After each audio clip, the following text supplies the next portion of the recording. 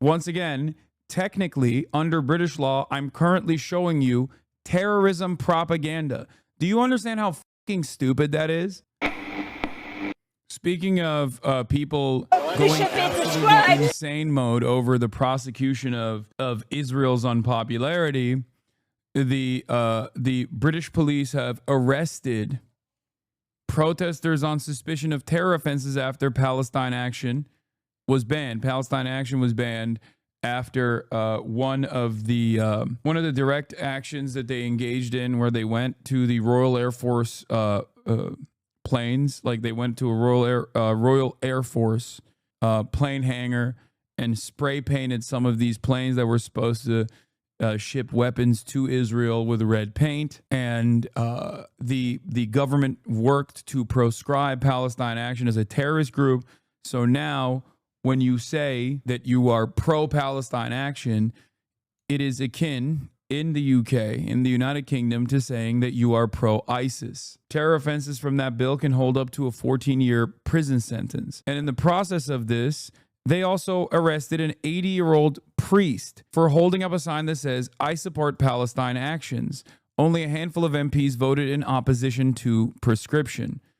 Prescription is the process in which, in the UK, a group is prescribed to be a terror organization. They have it for like ISIS. They added cynically a couple Nazi groups into this bill as well in an effort to make sure it passed. And now they're packing people up. By the way, JD Vance, you were completely correct that we do not have freedom of speech in this country, and you shouldn't have let Keir Starmer openly lie to you that we do. She faces now up to 14 years in prison and a criminal record as a terrorist, significantly limiting her ability to travel. In British law, she is the equivalent of an ISIS operative. Here is the extent of the British police deployed to arrest a handful of priests, professors, and activists for holding up signs that say, "I oppose genocide, I support Palestine Action." Think about how fucking insane that is. I, of course, posted about this as well, even though Philip Proudfoot is adding JD Vance about the lack of free speech in the UK.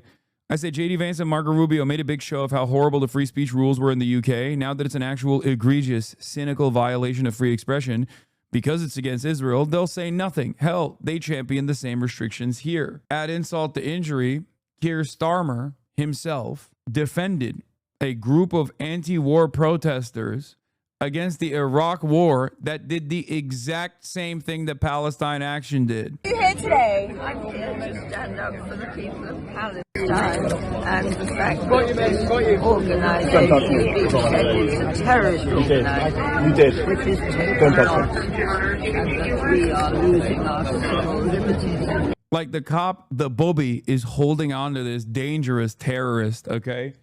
This dangerous terrorist woman. Once again, technically, under British law, I'm currently showing you terrorism propaganda.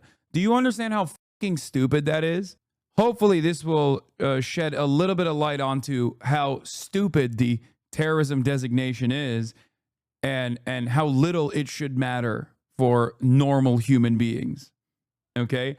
Because right now, I am technically promoting a dangerous terrorist group according to the United Kingdom. This lady is, under the eyes of the law as of today, basically an ISIS affiliate. You make us proud, auntie. Look after yourself. You're a hero. You are a hero. You, not so much.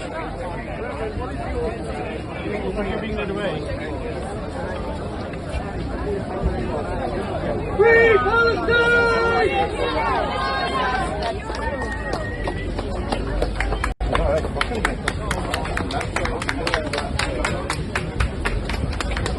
Yeah, British nationals who commit war crimes and participate in genocide are allowed, no questions asked, back into the UK. Also, a recent BBC story revealed that MI5 was protecting a neo-Nazi informant who was a known abuser and lied to courts about it. So I don't think our Prime Minister human rights lawyer gives a shit. Yeah, add insult to injury, though. Like I said, when he was a human rights lawyer, he defended in the courts, in the British court system, someone who did a protest, did the exact same thing as Palestine Action, which was to spray paint planes that were fucking, I think to spray paint or dump paint on planes that were supposed to fly to Iraq.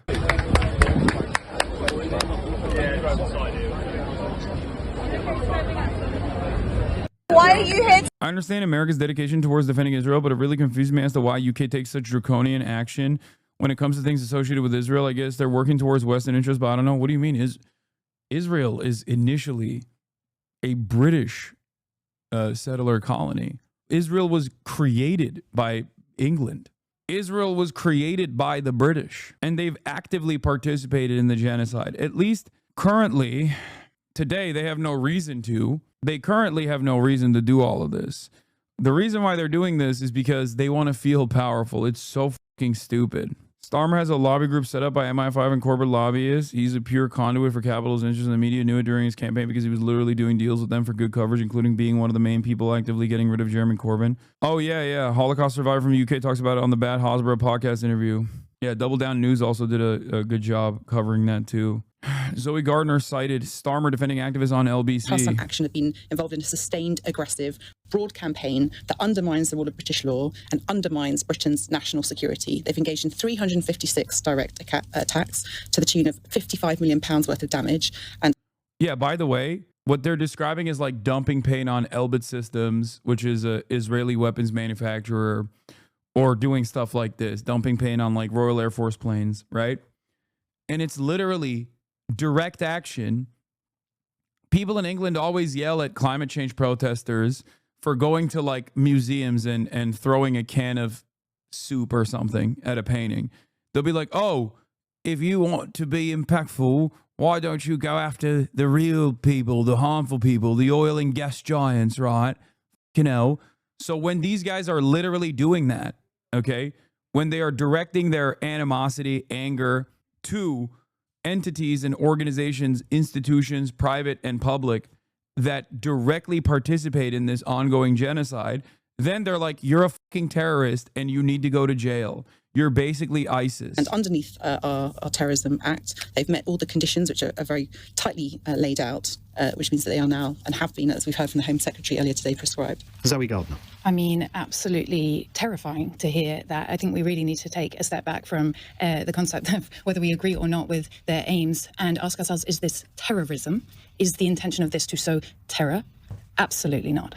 Absolutely not. And this is not even the thin end anymore of that wedge. I think this is a serious threat to our civil liberties. I think it is quite clear, and if you would just indulge me for a second, I did make a very short list of a couple of other instances where this same type of action of attempting to disarm RAF jets has been taken in the past. In 1996, 4 women vandalized an RAF jet, preventing its travel to Indonesia for complicity in the East Timor genocide. They were found not guilty.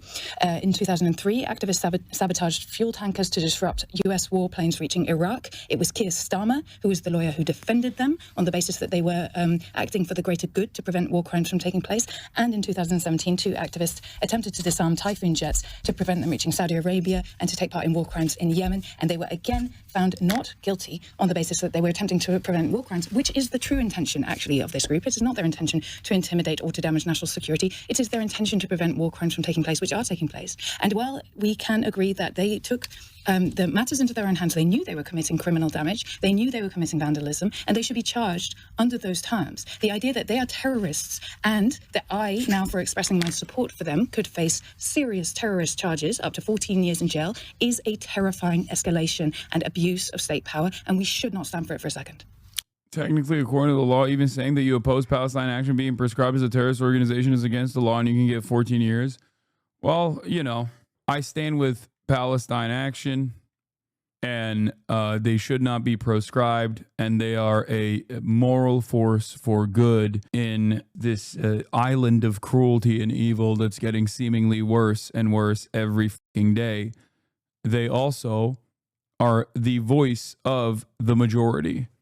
They are not alone, and any attempts to fucking prosecute this is going to backfire spectacularly. Because this kind of cruelty only creates more resentment, only creates more animosity, because everyone understands, the overwhelming majority of the public are fully aware of what the fuck is going on, and they're obviously understandably frustrated with the fact that their governments are not doing anything. They're not doing the right thing. And on top of that, this kind of like over prosecution is going to really piss off people. Are the ones killing children. Arrested for allegedly supporting a newly designated terrorist organisation. You are under arrest under Section 13 of the Terrorism Act. From midnight on Friday, it became illegal to be a member of or to support Palestine Action after the Home Secretary proscribed the group, placing it alongside the likes of Hamas and Al-Qaeda.